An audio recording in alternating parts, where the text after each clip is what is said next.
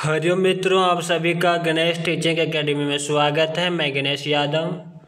आज हम आप सभी लोगों के लिए एक नए टॉपिक लेकर आए। उस टॉपिक का नाम है आधे अधूरे नाटक। यह नाटक मोहन राकेश जी का है। आधे अधूरे नाटक से हम आज 90 MCQ प्रश्नों का संग्रह लेकर आए हैं। यह प्रश्नों का संग्रह UGC net, GRF, TGT, PGT, jet आदि के लिए अति महत्वपूर्ण प्रश्नों का संग्रह है। चलते हैं, अब हम प्रश्नों का संग्रह को आरंभ करते हैं। प्रश्न संख्या पहला देखते हैं। आधे अधूरे नाटक किसके द्वारा लिखित है? मोहन राकेश के द्वारा। प्रश्न संख्या 2, आधे अधूरे किस विधा की रचना है? नाटक है। प्रश्न संख्या 3, मिट्टी के लौंदे सब के सब मिट्टी की लौंदे किसका कथन है? छोटी लड़की की। प्रश्न संख्या 4 है, महेंद्र नाथ ने किसके सलाह पर सावित्री से विवाह किया था? जुनेजा। प्रश्न संख्या 5, सब के सब एक से बिल्कुल एक से हैं आप लोग, अलग अलग मुखौटा का चेहरा सब का एक ही है। उक्त कथन किसके हैं? सावित्री के। प्रश्न संख्या 6, निम्न में से असंगत का चयन करें। ऑप्शन 3 असंगत है, बाकी जो संगत है उसे देखते हैं। पुरुष 1 महेंद्रनाथ, पुरुष 2 सिंघानिया और पुरुष 4 जुनेजा। प्रश्न संख्या 7, सड़क में चलता हुआ आप जिस व्यक्ति से टकरा जाते हैं वह मैं ही हूँ। उक्त कथन किसका है? काले सूट वाला का। प्रश्न संख्या 8, जितना कुछ तुम अपनी मुट्ठी में भर लेना चाहती थी, जिससे जो कुछ भी तुम्हारे मुट्ठी में था वह भी धीरे धीरे फिसलने लगा। उक्त कथन किसका है? जुनेजा का है। प्रश्न संख्या 9, आधे अधूरे नाटक के संदर्भ में सही कथन है। कौन सा कथन सही है? पहला, इस नाटक का प्रकाशन 1969 में हुआ। यह नाटक धर्मयुग पत्रिका में प्रकाशित हुआ। मोहन राकेश का यह तीसरा एवं बहुचर्चित नाटक है। उपरोक्त सभी सही है। प्रश्न संख्या 10, आधे अधूरे नाटक के संदर्भ में सही कथन है। यह नाटक पारिवारिक जीवन के विघटन की गाथा है। यह मध्यवर्गीय परिवार की आंतरिक कला का चित्रण है। स्त्री पुरुष के बीच लगाव तथा तनाव का दस्तावेज है। उपयुक्त सभी कथन सही है। प्रश्न संख्या 11, एक गुब्बारा सा जो हर वक्त मेरे अंदर भरा रहता है और मैं इंतजार में रहती हूँ कि जैसे कब कोई बहाना मिले जिससे उसे बाहर निकाल लूँ। और आखिर आधे अधूरे नाटक में यह कथन किसका है? बिन्नी का। बिन्नी बड़ी बेटी है। प्रश्न संख्या 12, आदमी जो जवाब दे वह उसके चेहरे से भी तो झलकना चाहिए। आधे अधूरे नाटक में यह कथन किसका है? महेंद्र नाथ का। प्रश्न संख्या 13, आधे अधूरे नाटक के संदर्भ में सही है। यह मध्यवर्गीय पारिवारिक जीवन पर आधारित समस्या प्रधान नाटक या पूर्णतः तलाश का नाटक है। इस नाटक को मील का पत्थर भी कहा जाता है। रंगमंच के दृष्टि से आधे अधूरे नाटक को प्रयोगशील नाटक कहा जाता है। उपयुक्त सभी कथन सही थे। प्रश्न संख्या 14, आधे अधूरे नाटक का पहला मंचन कहाँ हुआ? दिल्ली में। प्रश्न संख्या 15, महेंद्र नाथ का अक्सर बाहर रहने वाले दिन कब था? शुक्र और शनि। प्रश्न संख्या 16, नाटक की नायिका सावित्री को निक नेम कुक्कू किसके द्वारा दिया गया था? जगमोहन के द्वारा। प्रश्न संख्या 17,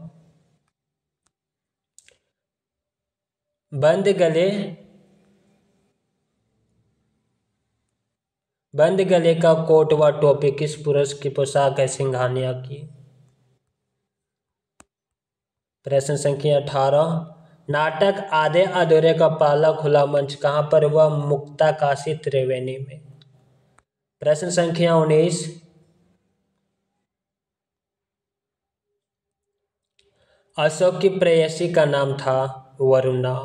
क्या था? वरुणा। प्रश्न संख्या 20वां। अशोक कितना पढ़ा लिखा था? स्नातक में फेल। प्रश्न संख्या 21वां। अशोक पहले किस विभाग में नौकरी करता था? Air phrase. प्रश्न संख्या 22वां। नाटक के पहले मंचन में छोटी लड़की की भूमिका निभाई थी। छोटी लड़की की भूमिका निभाई थी ऋचा व्यास ने। प्रश्न संख्या 23वां। आधे अधूरे नाटक की समस्या है। स्त्री पुरुष संबंध की त्रासदी, पारिवारिक विघटन की समस्या, व्यक्ति का अधूरापन, व्यक्तित्व का अधूरापन। उपरोक्त सभी कथन सही है। प्रश्न संख्या 24वां। मोहन राकेश किस नाटक में कमलेश्वर ने पूरा किया था? मोहन राकेश के किस नाटक को कमलेश्वर ने पूरा किया था? पैरे तले जमीन। प्रश्न संख्या 25वां।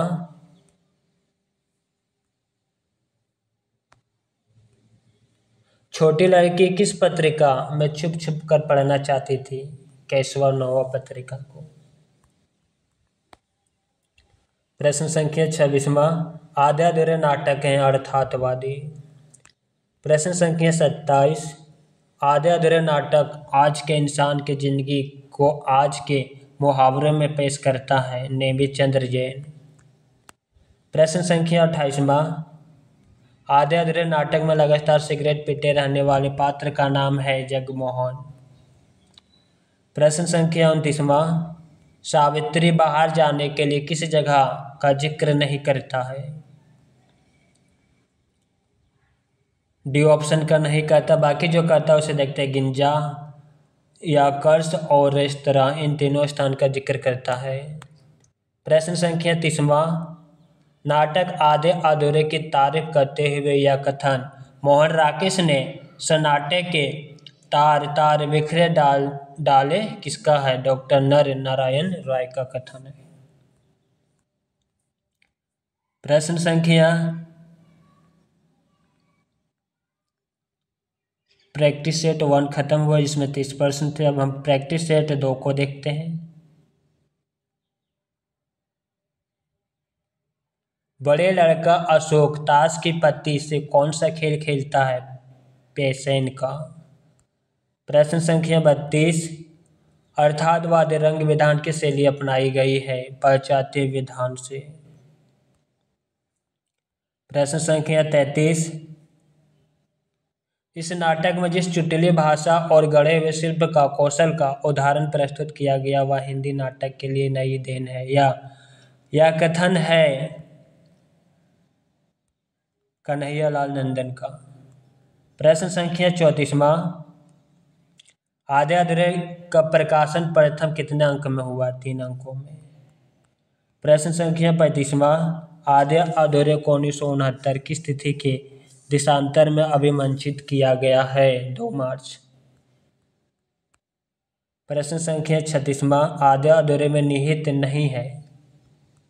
क्या निहित नहीं है? ऑप्शन डी नहीं है, बाकी जो है उसे देखते हैं। मानवीय संतोष के अधूरापन का रेखांकन है।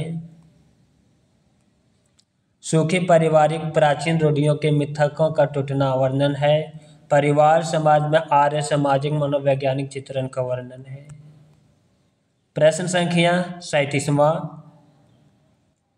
शायद आपने अपने बारे में इतना का देना ही काफ़ी है कि सड़क के फुटपाथ पर चलते आप अचानक जिस आदमी से टकरा जाते हैं वह आदमी मैं ही हूँ। आप सिर्फ घूर कर मुझे देख लेते हैं, इसके अलावा मुझे कोई मतलब नहीं रखता कि मैं कहाँ रहता हूँ, क्या करता हूँ, किस किस से मिलता हूँ और किन किन परिस्थितियों में जीता हूँ। आप मतलब नहीं रखते क्योंकि मैं आपसे मतलब नहीं रखता और टकराने के क्षण में आप मेरे लिए वही होते हैं जो मैं आपके लिए होता हूँ। आधे अधूरे नाटक में यह कथन किसका है? यह कथन है काले सूट वाला का। प्रश्न संख्या 38वां। मैंने कहा था यह नाटक भी मेरी ही तरह अनिश्चित है। उसका कारण भी यही है कि मैं इसे इसमें हूँ और मेरे होने से सब कुछ इसमें निर्धारित या अनिर्धारित है। एक विशेष परिवार, उसकी विशेष परिस्थिति, परिवार दूसरा होने से परिस्थितियाँ बदल जाती है, मैं वही रहता। इसी तरह सब कुछ निर्धारित करता है। इसी परिवार की स्त्री के स्थान पर कोई दूसरी स्त्री किसी दूसरी तरह से मुझे झेलती या वह स्त्री मेरी भूमिका लेती और मैं उसकी भूमिका लेकर झेलता। या कथन किसका है? काला सूट वाला का। प्रश्न संख्या 39वां, आदमी जो जवाब दे वह उसके चेहरे से भी झलकना चाहिए। या कथन किसका है? महेंद्र नाथ का। प्रश्न संख्या 40वां, एक गुब्बारा सा जो हर वक्त मेरे अंदर भरा रहता है और मैं इंतजार में रहती हूँ जैसे कि कब कोई बहाना मिले जिससे उसे बाहर निकालूं। और आखिर यह कथन किसका है? बिन्नी का।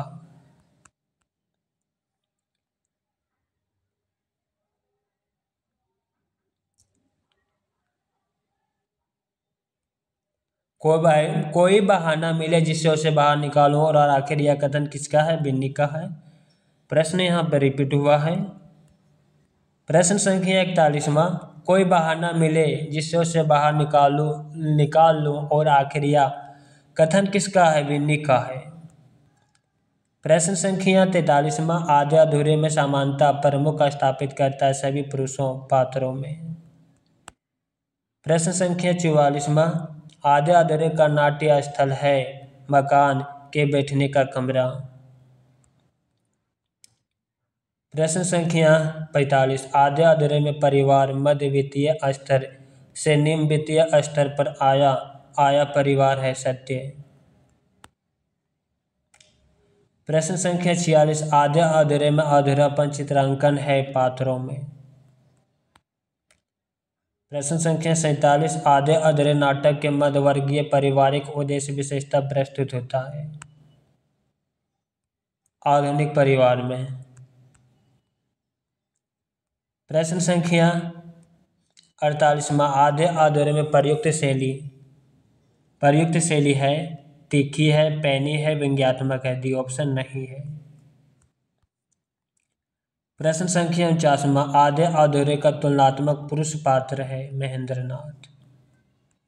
प्रश्न संख्या 50वां, आधे अधूरे में सावित्री के प्रति सहानुभूति किससे अधिक था? बिन्नी से। प्रश्न संख्या 51, किस पात्र पर अशोक मजाक बनाता है? सिंघानिया। प्रश्न संख्या 52, नाटक में न्यू इंडिया गाड़ी किसके पास है? जगमोहन के पास। प्रश्न संख्या 53, आधे अधूरे की पात्र नहीं है। डी ऑप्शन नहीं, बाकी जो है उसे देखते सुषमा, सुरेखा, वर्णा तीनों है। प्रश्न संख्या 54, नाटक में विद्रोह स्वभाव किनका है? किन्नी का, जो छोटी लड़की है। प्रश्न संख्या 55, शिकायत किसी चीज नहीं और हर चीज की है, खास बातें कोई भी नहीं और सभी बातें खास है। किनका कथन है? बिन्नी का। प्रश्न संख्या 56, मिसेज मल्होत्रा के विषय में कौन सा पुरुष बात करता है? सिंघानिया। प्रश्न संख्या 57, किसने कहा चीनी बिल्कुल नहीं, मुझे चीनी मना है? किसने कहा? जुनेजा ने कहा। प्रश्न संख्या 58, नाटक का अंतिम कथन किसका है? देखकर, डैडी देखकर, लड़का का कथन है। प्रश्न संख्या 59, नाटक में प्रयुक्त मिस बनर्जी कौन है? छोटी लड़की की शिक्षिका। प्रश्न संख्या 60वां, मिट्टी के लौंदे सबके सब मिट्टी के लौंदे, आधे अधूरे में यह कथन है छोटी लड़की का।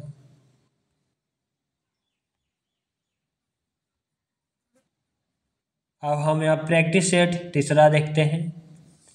2 प्रैक्टिस सेट समाप्त हो चुके हैं। हर प्रैक्टिस सेट में 30 प्रश्न थे, 30 60 प्रश्न को समाप्त कर चुके हैं। अब हम प्रैक्टिस सेट तीसरा देखते हैं। आधे अधूरे नाटक में पुरुष एक है, महेंद्रनाथ। प्रश्न संख्या 62, सावित्री अपने लिए आदमी चाहती है, एक पूरा आदमी। 63वां प्रश्न है, मध्य वर्ग की पारिवारिक समस्या को दर्शाने वाला नाटक है, आधे अधूरे नाटक। प्रश्न संख्या 64वां, मूलतः रंगमंचीय प्रयोग की दृष्टि में रखकर लिखा गया सर्वश्रेष्ठ हिंदी नाटक है, लहरों का राजहंस। प्रश्न संख्या 65वां, सिंघानिया नामक पुरुष पात्र का संबंध है, आषाढ़ का एक दिन। प्रश्न संख्या 66वां, कि मैं इस घर से ही अपने अंदर कुछ ऐसी चीज लेकर गई हूं जो किसी भी स्थिति में मुझे स्वाभाविक नहीं रहने देती, आधे अधूरे नाटक में प्रस्तुत संवाद का संबंध है, बड़ी लड़की का। प्रश्न संख्या 67वां, आधे अधूरे नाटक के प्रमुख स्त्री पात्र का नाम है। यहाँ पे प्रश्न कुछ पूछा गया है और ऑप्शन कुछ दिया गया है, यहाँ पे मिस्टेक हुआ है टाइपिंग में। प्रश्न संख्या 68वां, नाटक की विषय वस्तु है। अब यहाँ पर नाटक की विषय वस्तु देखते हैं, उपयुक्त सभी सही है। देखते हैं क्या क्या है इसमें दिया हुआ। स्त्री पुरुष संबंधों की त्रासदी का चित्रण है। बी, मध्यवर्गीय परिवार के आंतरिक कला का चित्रण है। समाज शास्त्रीय और मनोवैज्ञानिक का अध्ययन है। स्त्री पुरुष के बीच लगाव तथा तनाव का दस्तावेज का वर्णन है। आधुनिक कामकाजी स्त्री का चित्रण है। नारी मुक्ति की भावना का वर्णन है। इसमें पुरुष का अधूरापन का वर्णन है। कुंठित युवा वर्ग की पीड़ा का चित्रण है। परिवार विघटन की समस्या का वर्णन है। यहाँ पे सभी कथन सही है। और प्रश्न संख्या 69 देखते हैं, मेरे अकेले के ऊपर बोझ है इस घर का, जिसे कोई और भी मेरे साथ ढूंढने वाला हो सके। अगर मैं कुछ खास लोगों के साथ संबंध बनाकर रखना चाहती हूँ तो अपने लिए नहीं, तुम लोगों के लिए। पर तुम लोग इससे छोटे होते तो मैं छोड़ दूंगा कोशिश। आधे अधूरे नाटक में यह कथन किसका है? सावित्री का है। प्रश्न संख्या 70, मैं अकेले दम पर इस घर की जिम्मेदारी नहीं उठाती रह सकती और एक आदमी है जो सारा पैसा डुबाकर सालों से हाथ पर हाथ धरे बैठा है। दूसरा, अपनी कोशिश से कुछ करना तो दूर, मेरे सिर फोड़ने से भी किसी को ठिकाने लगना अपना अपमान समझता है। आधे अधूरे नाटक में प्रस्तुत संवाद का संबंध है सावित्री से। प्रश्न संख्या 71, वह अमेरिकन भी यही बात कह रहा था कि जितनी विविधता इस देश के खान पान और पहनावे में है, और वही क्या सभी विदेशी लोग इसी बात को स्वीकार करते हैं? क्या रूसी, क्या जर्मन? मैं कहता हूँ संसार में शीत युद्ध को कम करने में हमारी कुछ वास्तविक देन है तो यही है कि तुम अपनी इस गाड़ी को ही ले लो। कितनी साधारण है, फिर भी यह हड़तालों अदालतों का चक्कर ना चलता अपने यहाँ तो हमारा वस्त्र उद्योग अब तक अच्छा। तुमने वह नोटिस देखा जो यूनियन ने मैनेजमेंट को दिया है? आधे अधूरे नाटक में यह कथन किसका है? यह कथन सिंघानिया जी का है। अब हम प्रश्न संख्या 72 को देखते हैं। देश का जलवायु ही ऐसा है, क्या किया जाए? जलवायु की दृष्टि से जो देश मुझे सबसे पसंद वह इटली है। आधे अधूरे नाटक में यह कथन किसका है? सिंघानिया का। सिंघानिया को इटली का जलवायु पसंद है। अब हम प्रश्न संख्या 73 को देखते हैं। प्रश्न संख्या 73 क्या है, एक नज़र देखते हैं। देखा है कि जिस मुट्ठी में तुम कितना कुछ एक साथ भर लेना चाहती हो, उसमें जो था वह भी धीरे धीरे बाहर फिसलता गया है कि तुम्हारे मन में लगातार एक डर समाता गया जिसके मारे कभी तुम घर का दामन थामते रही हो तो कभी बाहर का और किसी का वह डर एक दहशत में बदल गया। आधे अधूरे नाटक में यह कथन किसका है? जुनेजा का। प्रश्न संख्या 74। बिना वजह लगाम खींचे जाना मेरे लिए भी नई चीज नहीं है। आधे अधूरे नाटक में यह कथन किसका है? जगमोहन का। प्रश्न संख्या यहाँ पर 75 को देखते हैं। आधे अधूरे नाटक को समकालीन जिंदगी का पहला सार्थक नाटक माना है। ओम शिवपुरी। प्रश्न संख्या 76। आधे अधूरे अपने आधुनिक संवेदना के कारण जितना महत्वपूर्ण सिद्ध हुआ उतना ही अपने शिल्प के कारण। यह कथन है सिद्धनाथ कुमार का। प्रश्न संख्या 77। आधुनिक हिंदी नाटक की एक महत्वपूर्ण उपलब्धि और समकालीन हिंदी रंगमंच के लिए मील का पत्थर माना जाने वाला मोहन राकेश का तीसरा नाटक आधे अधूरे, यह कथन किसका है? यह कथन है डॉक्टर जयदेव तनेजा की पुस्तक मोहन राकेश रंगशिल्प और प्रदर्शन से। प्रश्न संख्या 78। आधे अधूरे नाटक किस पत्रिका में प्रकाशित हुई है? धर्मयुग पत्रिका में। प्रश्न संख्या 79। मोहन राकेश के नाटक का प्रकाशन वर्ष सही है?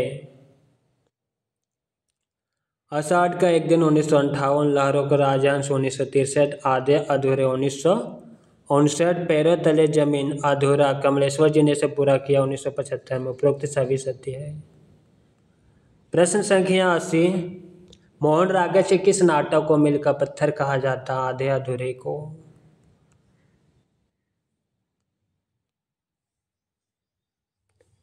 अब हम प्रश्न संख्या 81 देखते हैं। हिंदी नाटक रंगमंच के किसी विशेष परंपरा के साथ अनुअस्तुय नहीं है। पाश्चात्य रंगमंच की उपलब्धि ही हमारे सामने है। किसका कथन है? यह कथन मोहन राकेश जी का है। प्रश्न संख्या 82 देखते हैं। आधे अधूरे के संदर्भ में सही है। इसका प्रकाशन वर्ष 1969 है। यह नाटक स्त्री पुरुष संबंध और दाम्पत्य संबंध के खोखलेपन दर्शाने वाला नाटक है। पारिवारिक विघटन की जीवन स्थितियों को दर्शाने वाला नाटक। उपरोक्त सभी सही है। प्रश्न संख्या 83। जो कि पुरुष 1, पुरुष 2, पुरुष 3 तथा पुरुष 4 की भूमिकाओं में भी है, वह है काले सूट वाला। कासुवा जिसे कहते हैं काले सूट वाला आदमी। प्रश्न संख्या 84। आधे अधूरे का पात्र नहीं है। आधे अधूरे के पात्र कौन नहीं है? बी ऑप्शन नहीं है। बाकी जुनेजा है, अशोक है और महेंद्रनाथ है। प्रश्न संख्या 85। निम्नलिखित में से सुमेलित नहीं है। कौन सुमेलित नहीं? सी ऑप्शन सुमेलित नहीं है। बाकी जो सुमेलित है उसे देखते हैं। सावित्री 40 वर्ष, बड़ी लड़की 20 वर्ष, अशोक 21 वर्ष। प्रश्न संख्या 86। यह नाटक वस्तुतः महेंद्रनाथ के जीवन की प्रतिछाया ही है। वह बेरोजगार है, बेसहारा, निरर्थक होने का एहसास उनके अंतस्थ चेतना में गहरे तक बस गया। यह कथन किसका है? किस नाटक का कथन है यह? आधे अधूरे नाटक का। प्रश्न संख्या 87। आधे अधूरे नाटक में सावित्री की बड़ी लड़की का विवाह किससे हुआ था?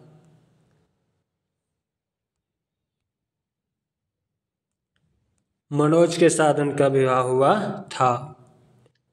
अब हम प्रश्न संख्या 88 देखते हैं।